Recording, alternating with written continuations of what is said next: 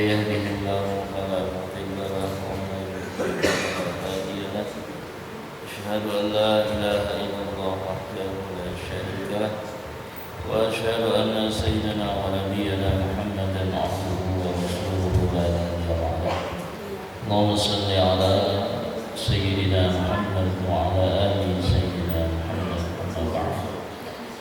Para jamaah hadirin hadirat Bapak Ibu yang dirahmati Allah, bersyukur kepada Allah alhamdulillah di kesempatan malam hari ini Allah Subhanahu wa taala telah memberikan nikmat kepada kita semua yang sampai saat detik ini alhamdulillah kita masih diberikan nikmat sehat dan afiat sehingga kita bisa kembali berkumpul di majlis yang penuh dengan kemuliaan ini dalam rangka menjalankan amalan ibadah seperti kita melaksanakan salat maghrib berjamaah, dilanjutkan dengan taklim dan insyaallah nanti kita lanjutkan dengan salat isya berjamaah. Mudah-mudahan seluruh amalan ibadah yang kita lakukan ini diterima oleh Allah Subhanahu wa taala dan semoga Allah berikan kita kekuatan istiqamah sampai kita diwafatkan oleh Allah dan semoga wafatnya kita dalam keadaan husnul khatimah. Amin.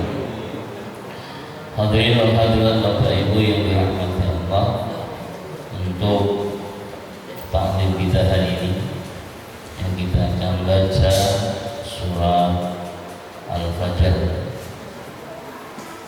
Kemarin sudah selesai bahas surat Al-Balad. Hari ini surat Wal-Fajri wa layalin ashr. A'udzu billahi minasy syaithanir rajim. A'udzu billahi minasy syaithanir rajim. Bismillahirrahmanirrahim.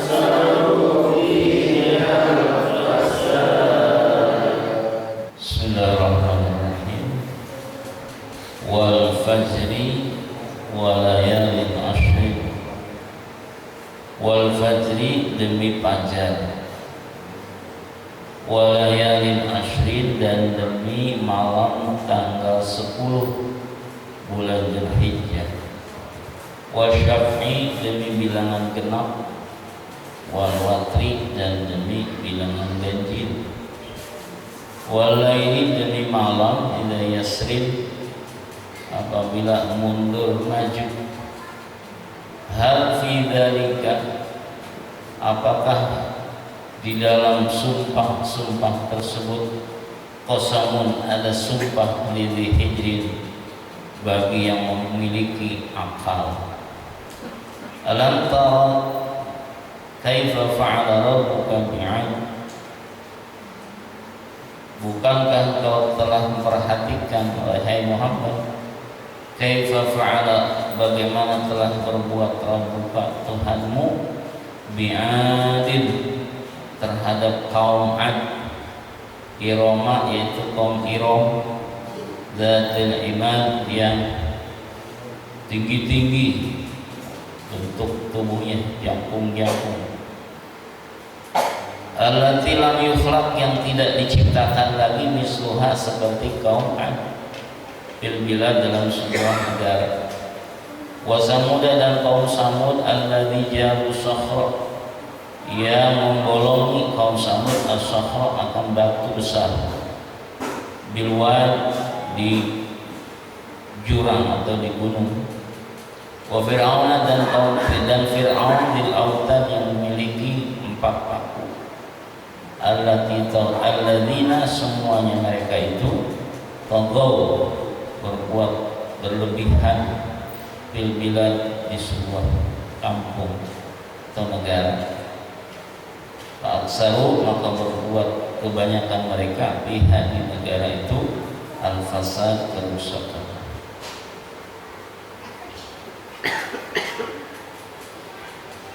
Hadirin jamaah yang dimuliakan Allah, kalau ada waktu banyak kita habis selesai. Surat Al-Fajr. Surat Al-Fajr ini dimasukkan dalam golongan surat Makkiyah. Artinya surat yang diturunkan sebelum Rasulullah hijrah ke Madinah. Yang jumlah ayatnya ada 30 ayat yang barusan dibaca, baru sampai kepada ayat berapa?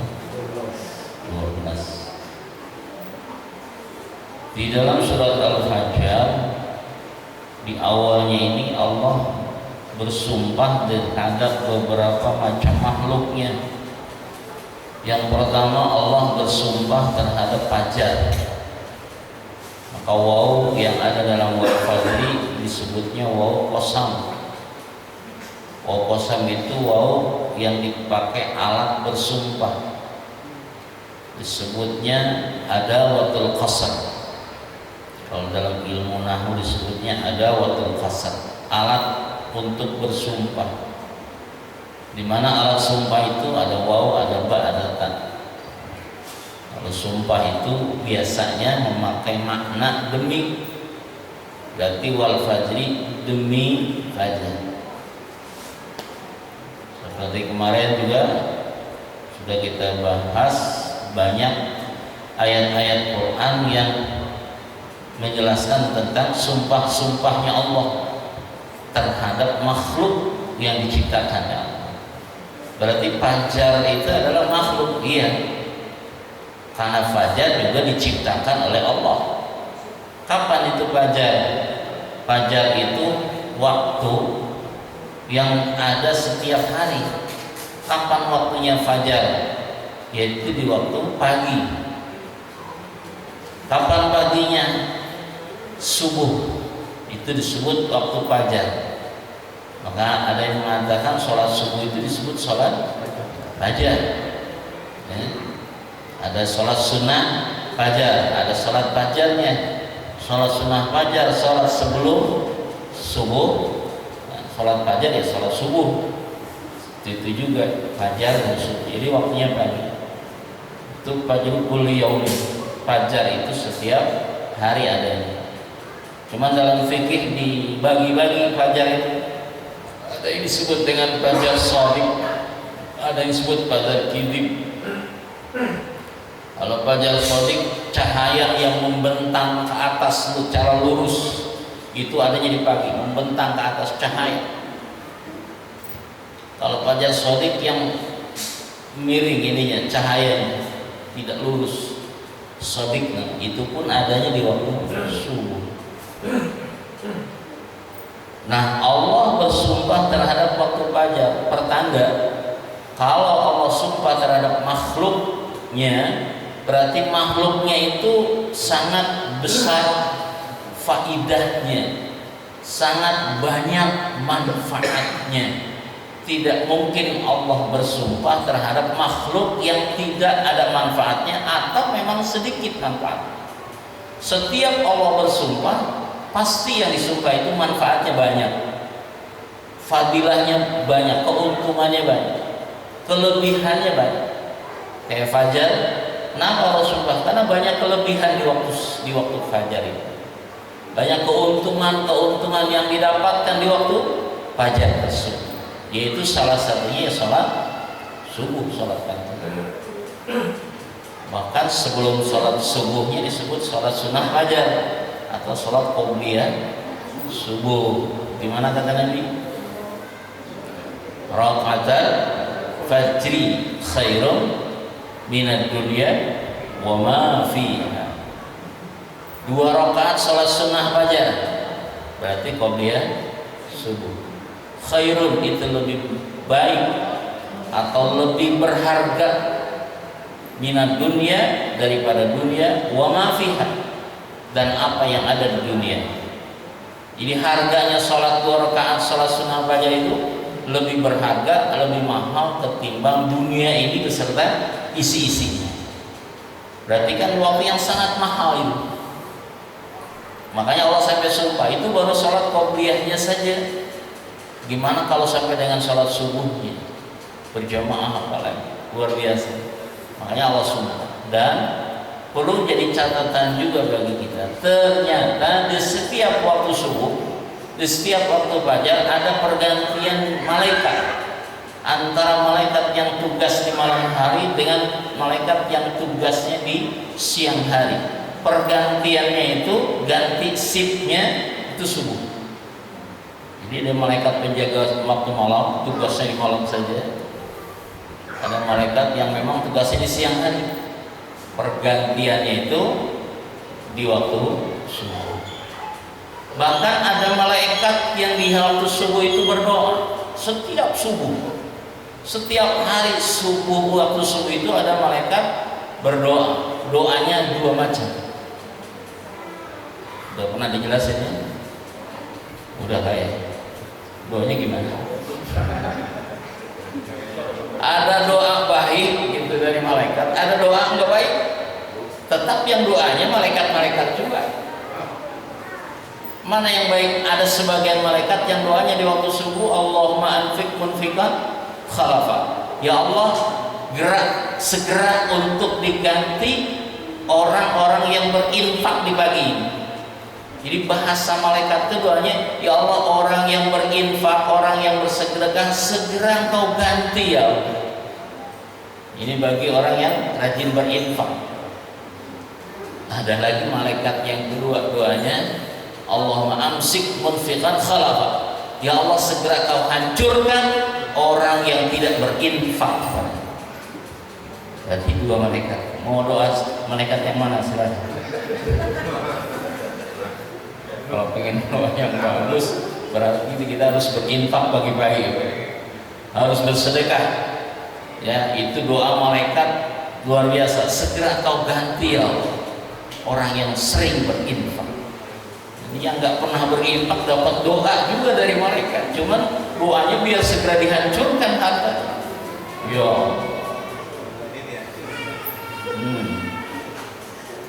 Itu di waktu subuh semua ada. Makanya sampai kembali Allah katakan wal fajri, demi fajar, demi waktu fajar atau di waktu subuh. Apalagi kalau sampai kita ini sanggup istiqamah salat subuhnya berjamaah. Sering saya sampaikan, dalam hadis Nabi dikatakan man shalla subha fi jama'atin kana fi dhimmatillah. Barang siapa yang sholat subuh berjamaah, maka dia ada di dalam tanggung jawaban Allah, ada dalam tanggung jawabnya Allah. Artinya hidupnya oleh Allah, ditanggung jawab oleh Allah, rezekinya, kesehatannya, keselamatannya, dan dalam kehidupannya ditanggung jawab oleh Allah Subhanahu. Maka kata Nabi hadis yang lain, hati-hati kalian sama orang yang istiqomah sholat subuh berjamaah. Jangan main-main dengan orang yang sholat subuh berjamaah. Kenapa? Dia ada di dalam tanggung jawab Allah. Kalau kau sakiti orang yang sholat subuh berjamaah, itu akan yang membalasnya bukan orang yang sholat subuhnya, tapi Allah yang akan membalas. Saking dijaganya orang yang subuh berjamaah, sampai diancam. Hati-hati sama orang yang sholat subuh berjamaah, jangan main-main dengan dia, jangan disakitin. Subhanallah. Mudah-mudahan kita bisa istiqomah sholat subuh. Cuman dalam kitab Tankihul Gaul ada pertanyaan dari sahabat, sholat yang paling besar, yang paling tinggi, yang paling utama nilainya di antara sholat 5, sholat apa? Jawabannya sholat subuh berjamaah di hari Jumat. Itu nggak ada lagi tuh yang nyainginnya. Ketinggian pahala sholat subuh, tapi sholatnya di waktu sholatnya di hari Jumat dan berjamaah. Itu paling besar-besarnya nilai sholat subuh. Ternyata memang di dalam setiap sholat itu tidak sama nilainya di hadapan Allah. Paling kecil sholat apa? Paling kecil pahalanya sholat maghrib. Sholat maghrib yang kecil. Kenapa maghrib harus segar-segar semua, semangat semua. Mau subuh loyo, ngantuk gerimis pak. Ya, beda tantangannya ini, godaannya, ujiannya antara sholat maghrib dengan sholat subuh. Sama gak? Beda, lebih berat sholat subuh. Makanya ada lagi hadis Nabi mengatakan asqalus sholati ala munafiqin sholatus subhi wal adhan wal isya. Paling berat-beratnya sholat orang munafik adalah sholat isya dan sholat subuh. Jadi munafik juga sholat, cuman kalau begitu datang isya malas, apalagi subuh tambah malas. Nah, jangan sampai kita termasuk malas. Wal fajri, kembali pada permasalahan ayat. Jadi Allah sumpah terhadap waktu fajar atau waktu subuh. Kenapa? Karena memang di waktu subuh itu waktu yang sangat besar nilainya, ada yang sangat banyak manfaatnya, apalagi buat kita manusia. Subuh ini kita pada bangun, berangkat kerja dan sebagainya waktu subuh. Kemudian yang kedua, Allah kembali bersumpah walayalin ashar. Apa artinya walayalin? Demi malam, malam ashrin, malam 10 bulan Dzulhijjah. Tafsirnya ay asri Dzulhijjah. Jadi sebut malam tanggal 10 bulan Dzulhijjah itu disebut walayalin ashrin. Ini pun disumpah oleh Allah demi malam tanggal 10 bulan Dzulhijjah. Malam tanggal 10 bulan Dzulhijjah malam apa? Disebutnya malam Idul Adha. Iya, malam 10 bulan Dzulhijjah malam Idul Adha. Yang siangnya kita puasa Arafah, malamnya malam hari raya Idul Adha. Nah, itu seluruh jamaah haji setelah wukuf di Arafah, kemudian malamnya itu malam tanggal 10-nya itu mabit di Muzdalifah.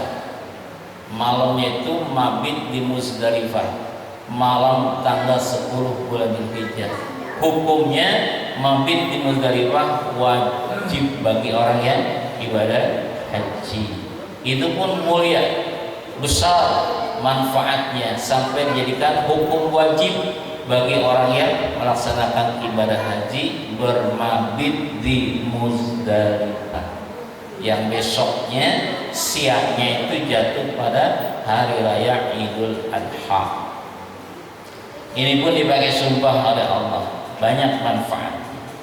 Kemudian wasyaf'i, demi bilangan genap, wal fajri wal witri, dan demi bilangan ganjil.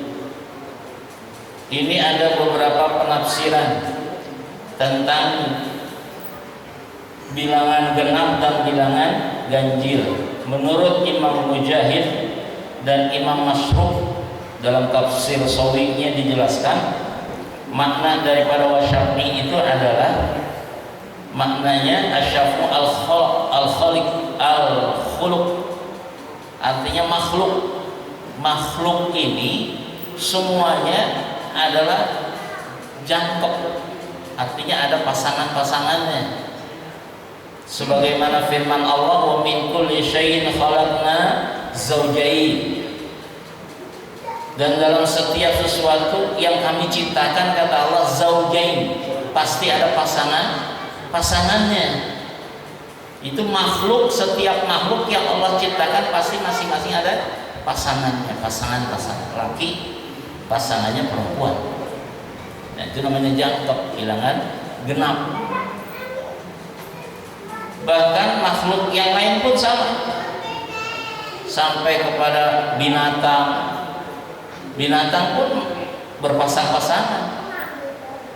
Kayak kambing, ada kambing laki, kambing perempuan, ayam laki, ayam perempuan, sapi laki, sapi betina, dan lain sebagainya. Ada masing-masing pasangannya. Ini namanya syafi, bilangan genap.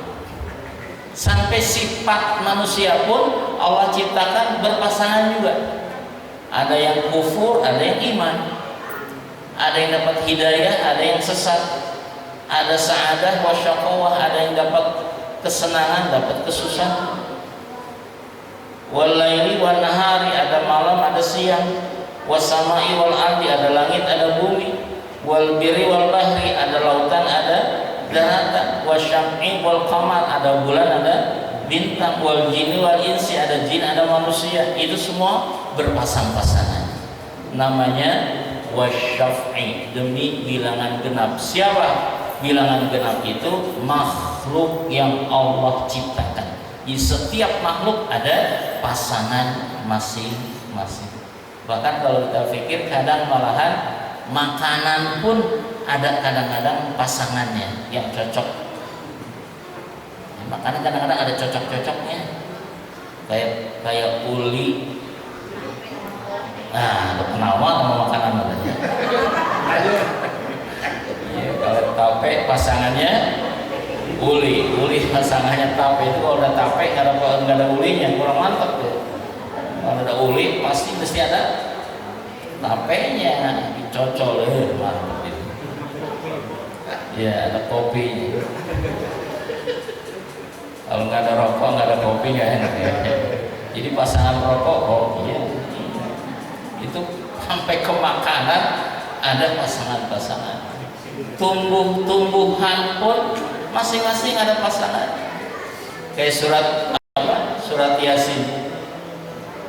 Subhanalladzi khalaqal azwaja kullaha mimma tumbitul ardh wa min anfusihim wa mimma la ya'lamun. Subhanalladzi khalaqa, maha suci Allah yang telah menciptakan azwaj, perjodohan, min anfusikum, mimma tumbitul ardh, dari tumbuh-tumbuhan yang ada di bumi.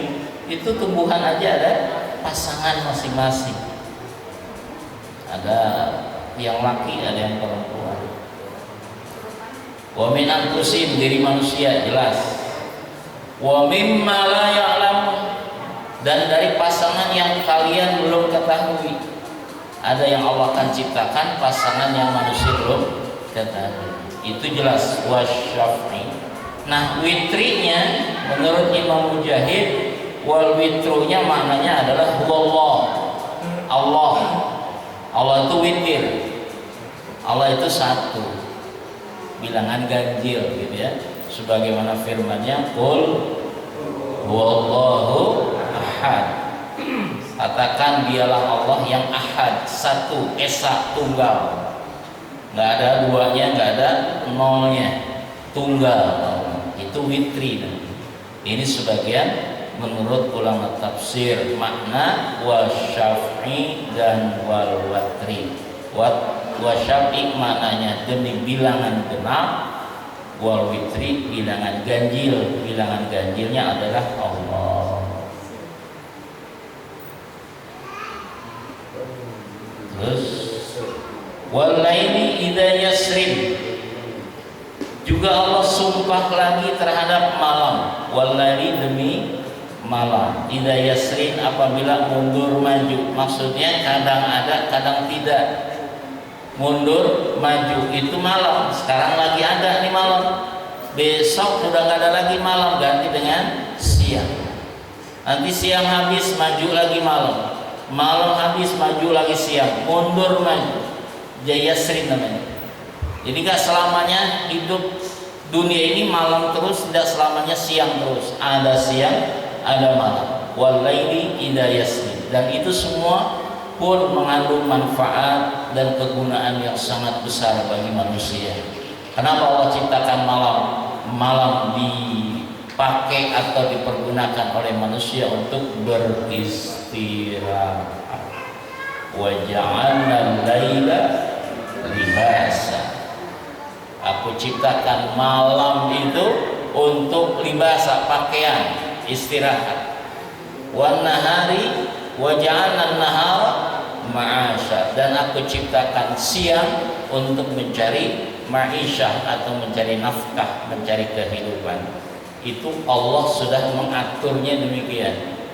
Ya, siang buat usaha, malam buat istirahat. Makanya kalau orang mau mengikuti aturan Allah, maka dia akan selamat dan bahagia. Wal laili idza yasri. Dan banyak manfaat malam yang lain. Nah, akhirnya oleh Allah dikatakan hal fi dzalika qasamul lidhi hijr. Hal fi dzalika, apakah yang disebut tadi, sumpah-sumpah yang Allah katakan tadi itu merupakan qasamun, sumpah lidhi hijr, lidhi hijr, buat orang yang memiliki akal. Maksudnya Allah bersumpah terhadap waktu fajar, Allah sumpah terhadap bilangan genap, Allah sumpah terhadap bilangan ganjil, Allah sumpah terhadap waktu malam. Itu akan dijadikan sebagai bahan renungan dan bahan pemikiran buat orang yang punya akal. Maka salah satu manfaat setiap makhluk yang Allah pakai sumpah adalah untuk dijadikan bahan renungan, bahan pemikiran. Orang yang berakal ini akan memikirkan yang disumpah oleh Allah. Saya pajar, dipikirkan oleh orang yang punya akal sehat. Allah ciptakan bilangan genap, Allah ciptakan bilangan ganjil, Allah ciptakan malam, Allah ciptakan siang. Bagi orang yang punya akal, pasti dia akan mau memikirkannya. Kenapa? Karena kalau orang yang punya akal memikirkan sumpah-sumpah tadi, maka akan timbul dalam hatinya keyakinan yang benar kepada Allah. Semakin dia memikirkan makhluk yang diciptakan oleh Allah, semakin dia yakin kepada Allah. Semakin dia kenal dengan Allah, semakin dia dekat dengan Allah. Kalau dia mau berpikir, dia pergunakan akalnya untuk memikirkan makhluk-makhluk Allah yang dipakai sumpah tadi. Kenapa? Hasil mikir akan menimbulkan keimanan kepada Allah. Makanya kata Nabi, tafakkaru fi khalqillah wala tafakkaru fi dzatillah. Pikirkanlah makhluk-makhluk Allah, wala tafakkaru fi dzatillah. Janganlah kalian berpikir tentang zat Allah. Zat Allah gak usah kita pikirin. Cukup yang kita pikirkan adalah makhluk ciptaan dia saja. Kenapa? Gak akan mampu kita memikirkan zat Allah. Memikirkan makhluknya aja gak mampu. Gimana memikirkan yang menciptakan? Gak akan kuat otak kita mikirin Allah, dan itu tidak boleh kita pikirkan. Allah kayak apa ya matanya, Allah seperti apa ya punya tangan, gak boleh, itu jangan dipikirin. Bisa begini, bisa stunning, spell, segila orang kalau mikirin Allah.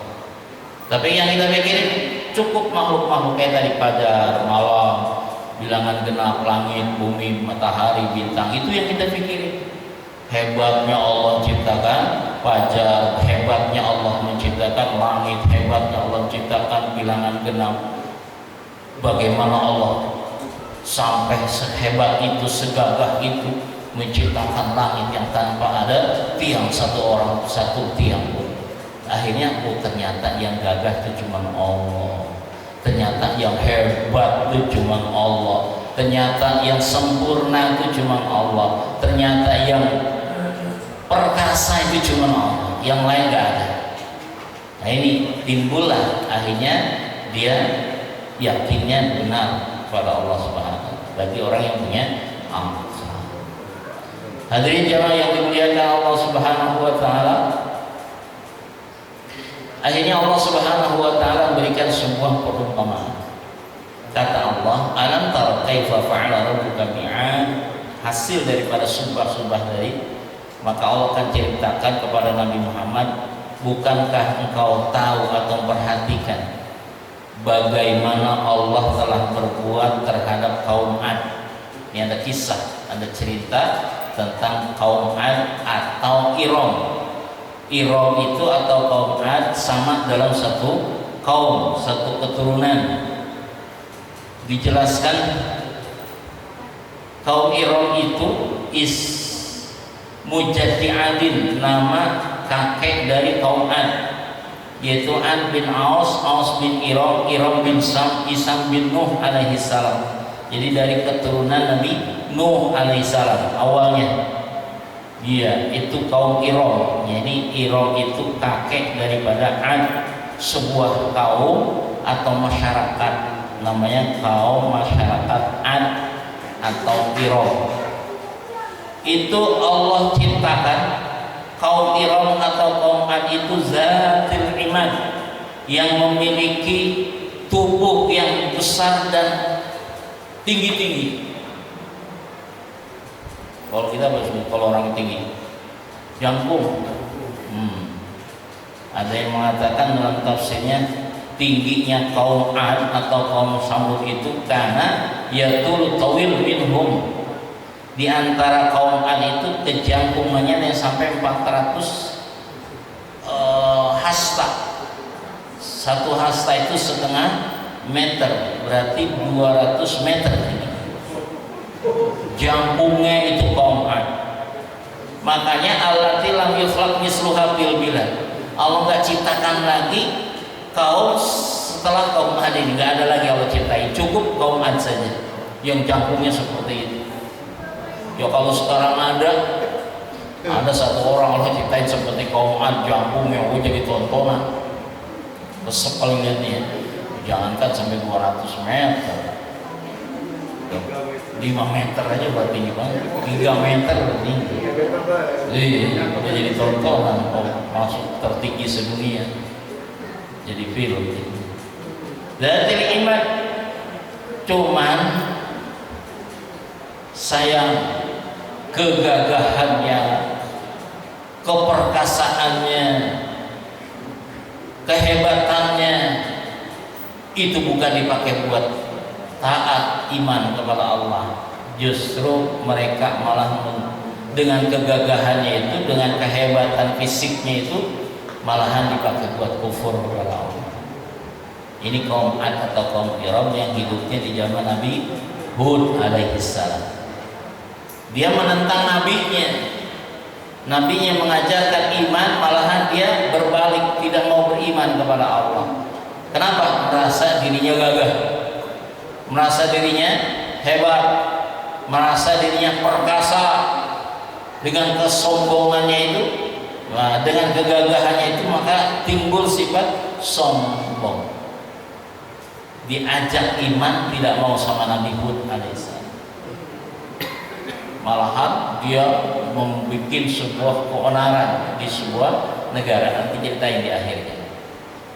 Ada lagi siapa yang dijadikan oleh Allah sebagai bahan renungan?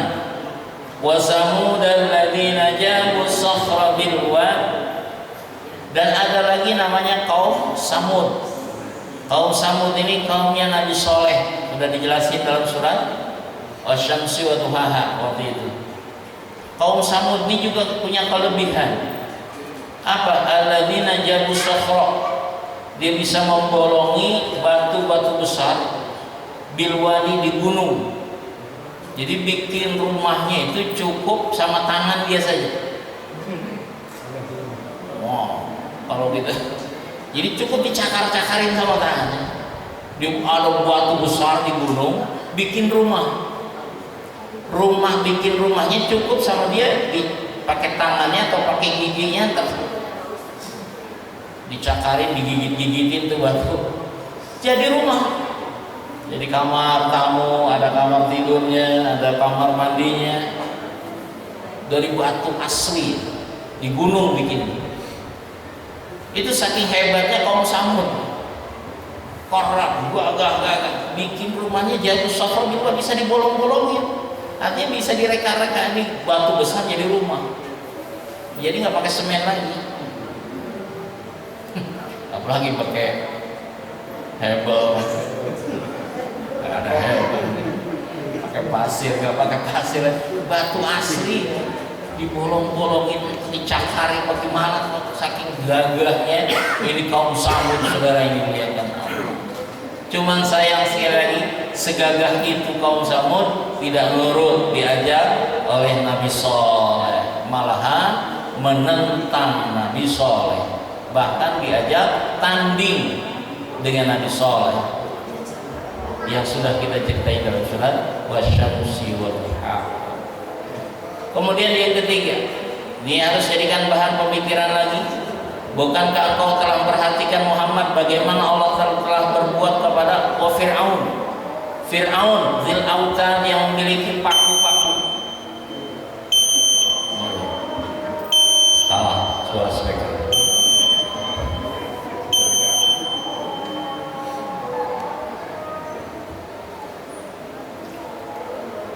Dikit amat suaranya.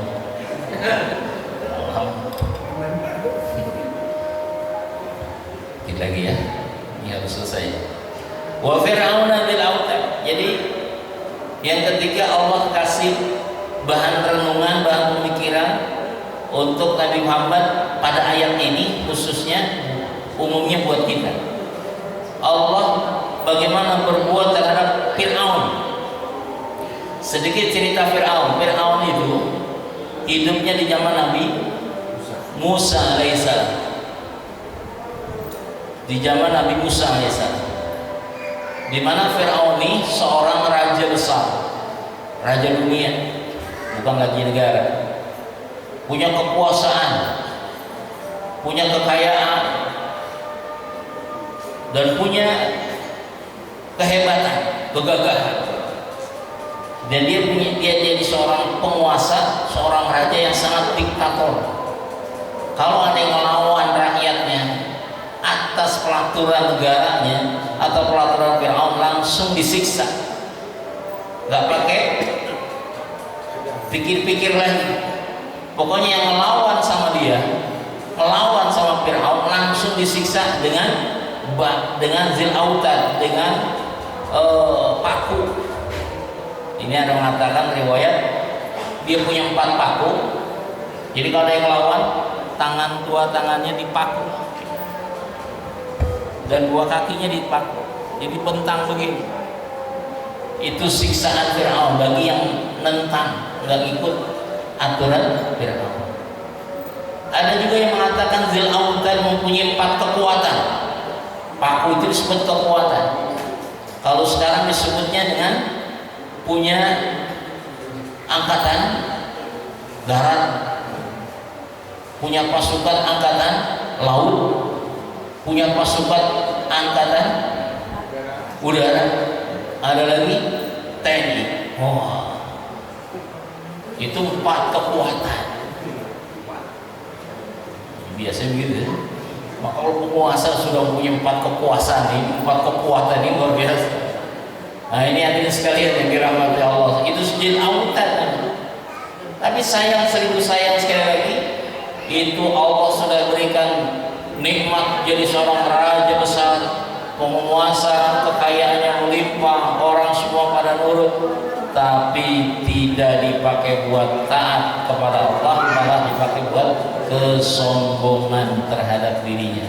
Di antara kesombongan Fir'aun bahwa dia adalah ngaku mengikrarkan dirinya sebagai Tuhan. Kan orang kalau udah ngaku Tuhan berlebihan. Ngaku Nabi aja nggak boleh, ngaku malaikat Jibril aja udah nggak boleh, apalagi ngaku Tuhan. Apa kata dia? Ana rabbukumul a'la, aku adalah Tuhan kalian yang maha tinggi. Ngaku Tuhan, Pak. Tentu sudah sangat berlebihan, sombongnya luar biasa. Itu Fir'aun, ya. Tapi ujung-ujungnya di akhir hayatnya gimana?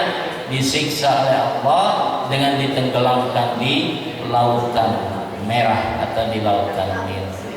Ini semua alladzina taghaw fil bilad, alladzina, mereka itu semua, baik kaum Ad atau kaum Iram, kaum Samud, Fir'aun dan bala tentara-tentaranya, itu taghaw fil bilad. Taghaw itu berlaku dengan kesombongan, melewati batas fil bilad dalam negaranya.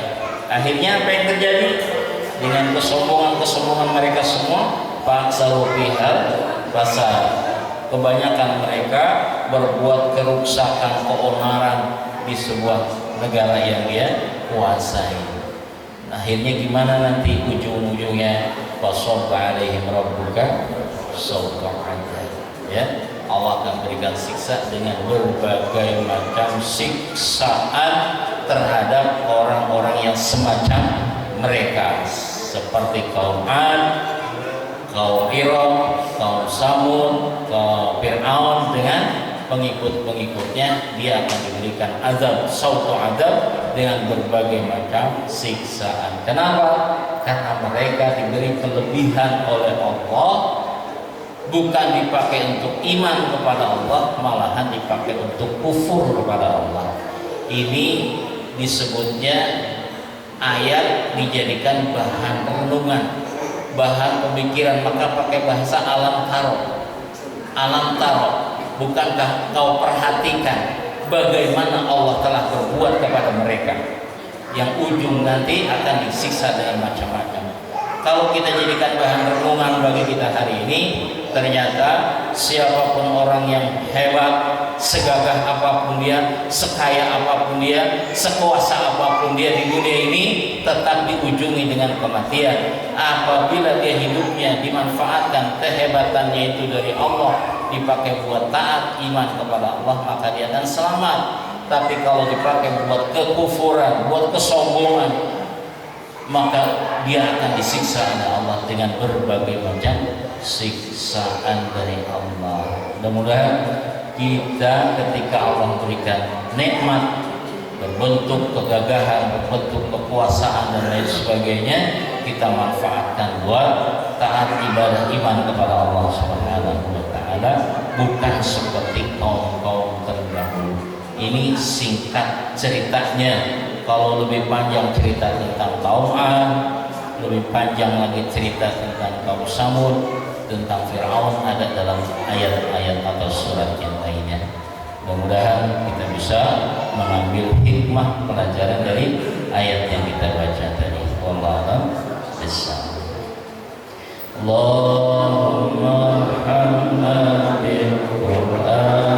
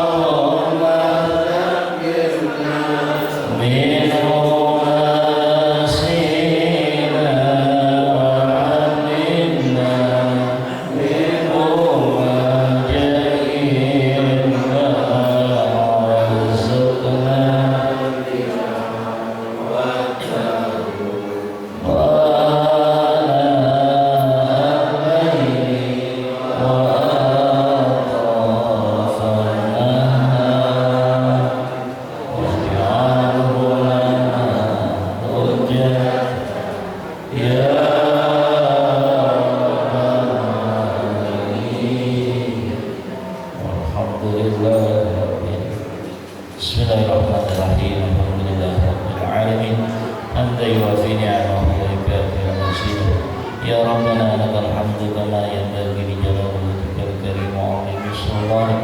Allahumma shalli ala sayyidina Muhammad wa ala ali sayyidina Muhammad.